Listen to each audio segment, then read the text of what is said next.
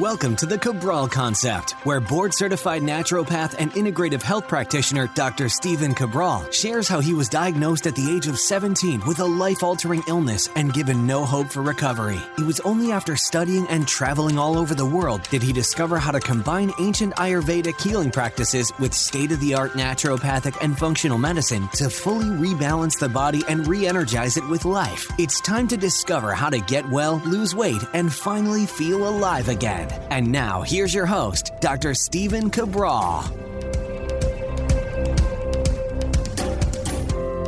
Hi, everyone, and welcome back to our Motivation and Mindset Monday, where I can't wait to take you through this week's topic, which is stop trying to manage your time so much and instead look at life management.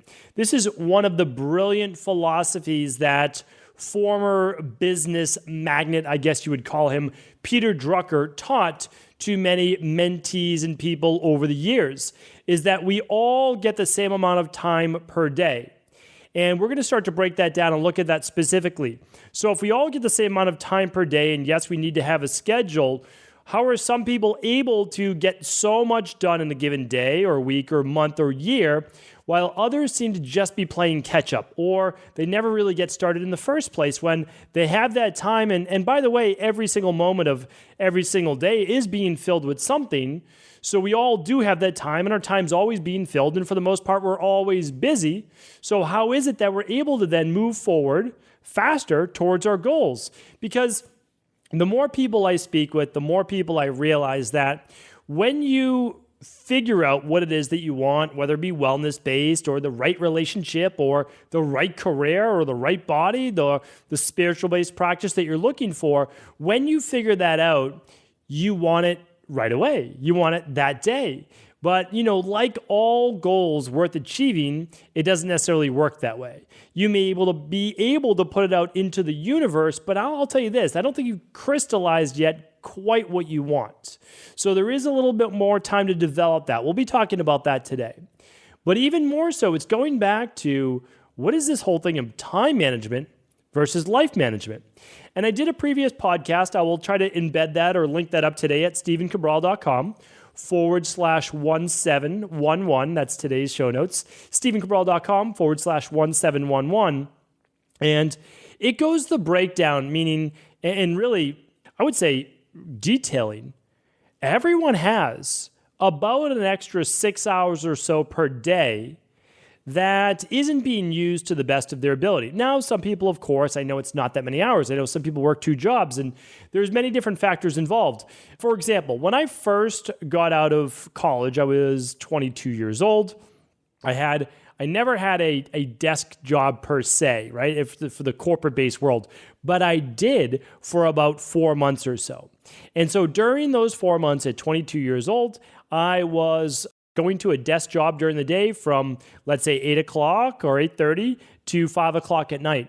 And then when that job ended, then I went to a gym that I was doing personal training and nutrition at. So then I worked there until close, which was somewhere around 9 to 10 o'clock. And actually, my shift got over at 9, and then I ended up working out from 9 to 10 because that's the time that I had. And then after that, I would eat on the car ride home, and I'd get to bed by 11:30, and I'd wake up at 6 o'clock or so, 6:30, and do it all over again because I had a commute from, at that time, it was Medford, Massachusetts, into Boston. And then after that, it would eventually be, I would move to back to Providence, where I went to undergrad. And then I would go back to Boston by train. So I always had, these big commutes. So I understand that part of it. But even when I was working 2 jobs and all of these different things, I still had the ability to do something when I first woke up. I still had the ability to do something on my commute to each one of those jobs. So basically, there's a commute to the first job, there's a commute to the second job, and then there was the commute home. Now, there wasn't a whole lot of time when I got home, or really even when I woke up, because I was trying to maximize my sleep as well. Because even then, I knew I needed my sleep, but yet I was working 2 jobs. How was I going to be able to sleep more than maybe 7 hours a night, right? So kind of had to make every second count. And again, there are many people in this position, and some people obviously even more hardships because they have a family and they work a job or two jobs or whatever it might be. At least back then, it was just my girlfriend at the time and now wife, and we're both just trying to do our thing and make life work, and then we have the weekends together. So I get it, I understand it, but even back then, I had some time, and I did try to use that time to the best of my ability because within a month of this corporate-based job, I knew that it wasn't for me. I just knew that I was meant to be working with people, teaching the best of my ability, and not in an office. It just, again, that's okay for some people. It just wasn't right for me. And when you know, you know. And I knew early, and so luckily for me, by 22, after a few months, I had fully transitioned out to nutrition and fitness, and I was very happy about that. And the days were just as long, to be honest, because at that point I'd moved to Providence, where my wife was, and now I was commuting an hour and a half each way. And so I would drive to the train station, and then I would take the train into Boston, and then I would walk about a mile to the really beautiful facility that had opened that I was very, very fortunate and lucky enough to be hired at. And again, I don't believe in luck, but there's good fortune, right? And I put myself in the position, and I did the phone interview, the 2 interviews, and I just tried to put my best foot forward.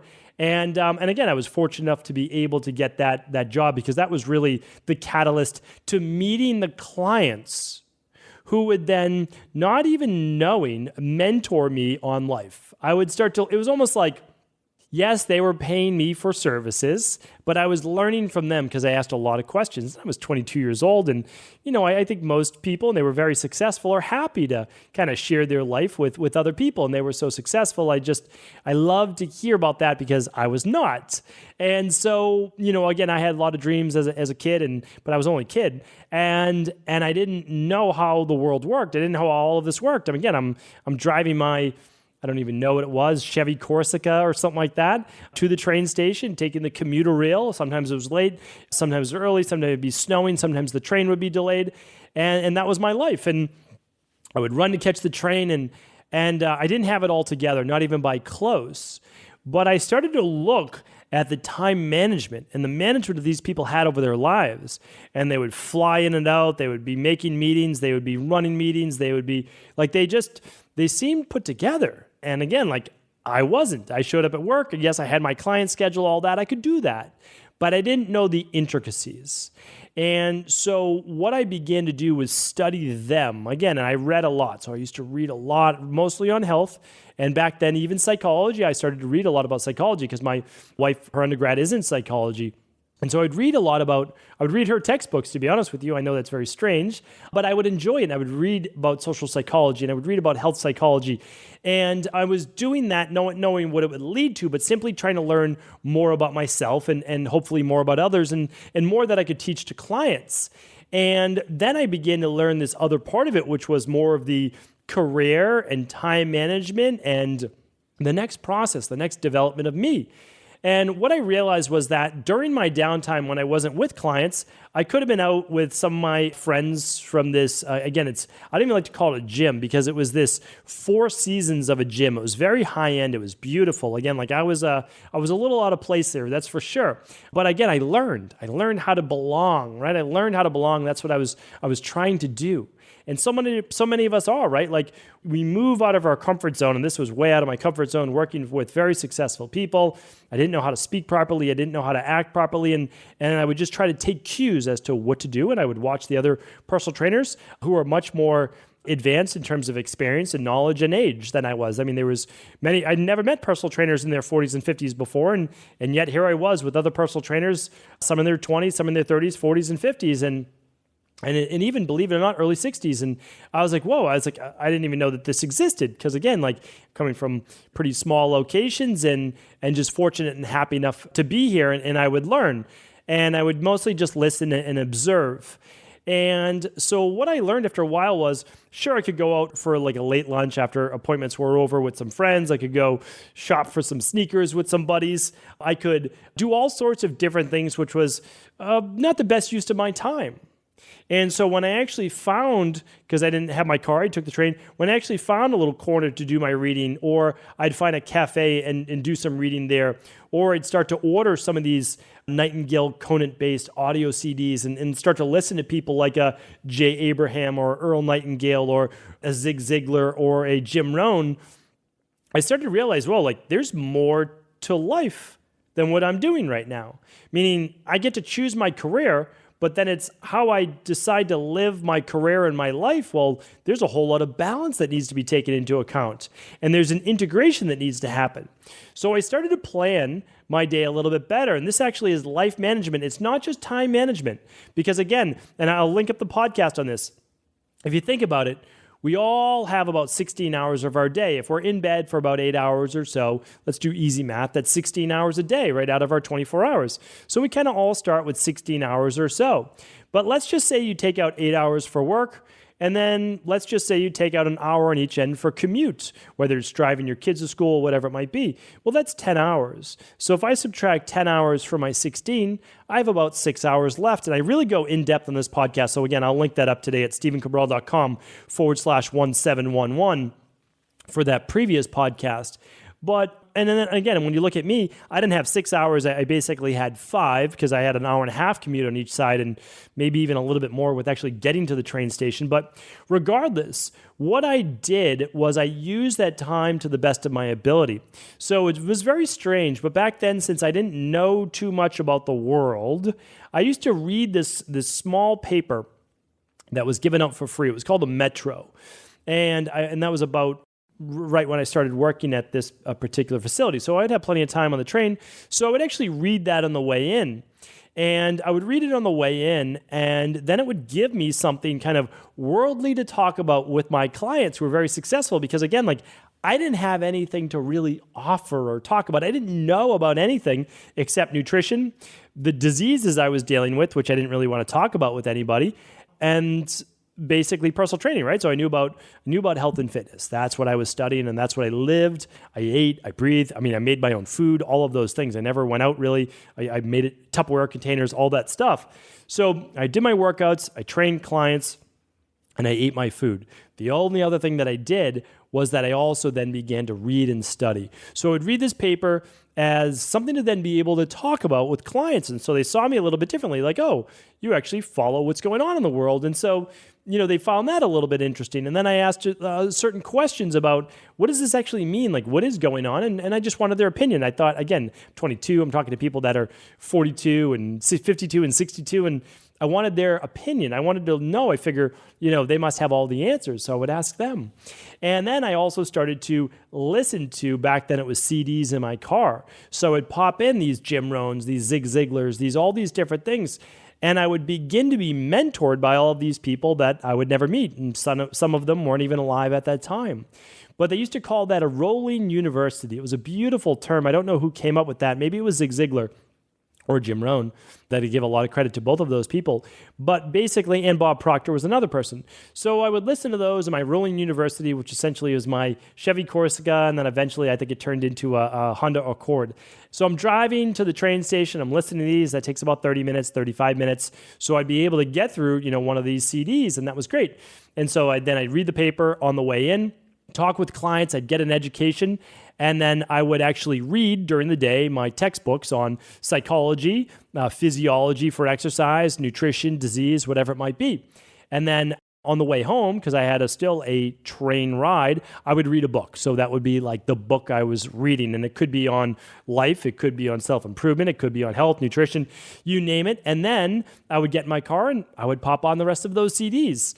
And it was instead of listening to a sports talk radio, which again, still sometimes I did that, or music. And again, like luckily for me, maybe I was just never big into music. And I know that, again, that's probably strange. When people ask, how did you read so many books? And I don't believe that you read 3,000 plus books. That's what I did with my time. And I had a goal to be able to read essentially a book a day. So the first books that I read was how to read more books, how to read faster, because I knew that by accumulating knowledge, I was going to be able to better figure out at a faster rate how I would better live my life and accomplish my goals, which for me was I always thought about what would an ideal life look like? What would abundance look like on all levels? And that's simply what I was trying to achieve. And really what I meant by that is I think what most of us want, and that's happiness. I wanted to be at peace. I wanted to be happy. And I wasn't at that age. And certainly previous to that in life, I didn't know why, but I had a more of a temper, and I was more angry, and all of these different things, right? So I've talked about those on the show. So it was deep exploration, and of course I needed to heal my body, and I would still have a number of years before I would finally meet my mentor, which, by the way, would never have happened had I not read many Ayurvedic books and then went on to her book. But again, what I'm trying to share with you is this, is that we have these hours in our day, and no, they do not have to be dedicated to reading, but they should be dedicated to the pursuit of whatever it is that you're looking for your life to become. Because your life does not ever arrive at that destination all in one day. Your life arrives at the destination you are looking to achieve very slowly and gradually over a period of weeks, months, and most likely years. And it happens so gradually sometimes that you didn't even know that it happened. And then you're thinking about it one day and you're like, oh, I'm already here. I have arrived. Yet you didn't know it because it happened so sequentially with so many different events happening that there it is. I've shared the story before about me opening my first wellness center. And it actually happened by me, I'm not going to go through all of that again today, but actually being in the exact building that I visualized every day walking by it. Not only that, and this is a 450,000 square foot building with about 16 floors or so, I believe. And I was on the exact floor in the exact window that I looked at every day as I visualized it, and there was already a tenant in there. So how does that happen? And you might look like, well, that just happened overnight. No. It was a process of me reading when I was 18, 19, 20, 21, all during college, continuing with that, fostering this area of growth, wanting to learn first nutrition and supplementation and exercise, and then beginning to move more into integrative health. And the only way that happened was me beginning to manage my life. And the way that we do that is by first getting crystal clear on what it is that we do want. For me, it was a little bit backwards. I realized what I didn't want. I didn't want to be unhappy. I didn't want to be sick. I didn't want to be tired. I didn't want to be angry. I didn't want to have brain fog. I didn't want my feet to hurt every single day when I was working on that gym floor, because they did. Every day I was exhausted because I was dealing with Addison's disease and POTS and all sorts of issues that many of you have heard me speak about before. And I didn't want that anymore. And I would get pneumonia every weekend. And again, I was not a healthy individual, and I didn't know why. So what I focused on was I want the opposite of that. So I started to focus on what I do want. And in order to achieve that, I realized that I needed more knowledge and more education. And that's what most people need. The only reason you haven't achieved your goal, yes, there's a time factor to it, and we'll get to that in just a moment. But the only reason you haven't achieved your goal is you haven't found out what it is that you need to know in order to achieve that goal. And sometimes it's because you're not clear enough on what it is that you need to know. So, for example, I didn't know at the time, in my early 20s, that I needed to learn about what are called Ayurvedic doshas. And I needed to learn about toxicity. I didn't know about that. So I couldn't learn those things without actually knowing that they existed, which is why I tell people so much: a mentor, a coach, a personal trainer, a naturopathic doctor, an integrative health practitioner, whoever it might be, they can shorten that learning curve. For me, it was books. When you're making $6 to $8 an hour, you can't sometimes afford a $100 an hour coach or whatever it might be. But you can read books. You can absolutely read books. You can search out the knowledge there. And it's easier. It's now easier 20 years later than it was back when I was searching for this information. So first we get crystal clear. Then we have to just acknowledge that there's going to be a little bit of work required from us. And that's not a bad thing, because it allows us to change who we are, which is what we need to do, in order to get a different result. And then after that, we have to look at our life. And I would love for you to listen to my show on this, because sometimes healing and achieving our goals is much more of a subtractive process than an additive process. We'll try to link up that show today as well. Because so much of the time when we're trying to get well or we're trying to achieve our goals, we're always trying to do more. And yes, doing more can help if you're doing the right things. But we're doing more at the sake, though, of not removing. And one of the best ways to get back some of that time in order to be able to work on your goals, even if it's only for 30 minutes to 60 minutes a day, you might be saying, well, I don't have 6 hours. I understand. I get it. But I bet you can wake up 30 minutes earlier and go to bed 30 minutes earlier. I really think that you can. So now you gain 30 minutes every morning, right? You just switched your bedtime just a bit. So you get 30 minutes more every morning. What could you do in 30 minutes? Well, it might not seem like that much, but you could definitely walk your 10,000 steps or get to it. You could definitely meal prep for the day. You could definitely get in a workout. You could definitely work on meditation. You could definitely work on 30 minutes of reading. That's 30 minutes of reading. That's 10 pages right there. Well, if you're at that pace every day, that's a book a month. That's 300 pages a month. That's 12 books a year. Looking at what you need to figure out, you'll be able to figure that out in a year for sure because you'll see similarities. And so, no, it doesn't seem like that much in a day, but for sure it's going to add up over the course of weeks and months, right? So 30 minutes, that's what, 3.5 hours or so a week. Let's say that's 12 hours or so a month. Yeah, I mean, we're looking at 140, 150 hours. Like, that's a good amount of time over a year. You're going to be able to make a dent in your goals. And I'll also tell you this, once you get started, you'll want to do more. You'll find more time. You'll find that you're able to go for a walk during lunch. You're able to sneak out of work to get in a workout. You're able to read that book. You're able to do the online certification during a break, whatever it might be.